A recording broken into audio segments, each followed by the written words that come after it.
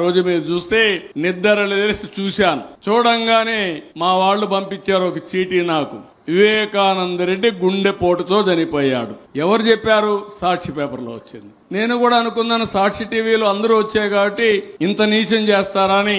నేను కూడా నమ్మి గుండెపోటుని పాపం అనుకున్నా. పాపం అనుకొని నేను గమనున్నాను.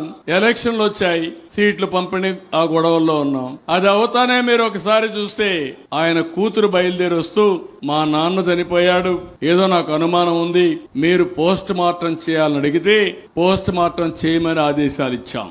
ఆటోమేటిక్ గా చేయాలి. అయితే ఇక్కడ జరిగింది మీరు చూస్తే ఒక సిఐని దగ్గర పెట్టుకొని మనిషిని చంపిన తర్వాత రూమ్ అంతా క్లీన్ చేయించారు.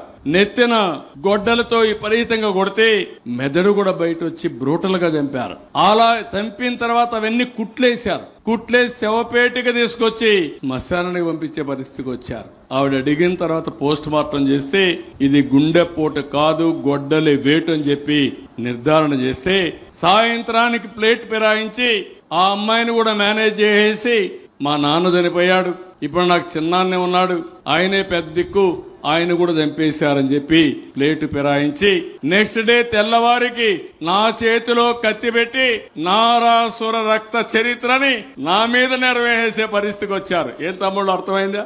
ఏమమ్మా అర్థమైందా? మీరు చేయగలుగుతారా ఆ పని? ఎవరికైనా సాహసం ఉందా ఇక్కడ? అలాంటి వాళ్ళు రాజకీయాల్లోకి రావడానికి అర్హత ఉందా అని నేను అడుగుతున్నా.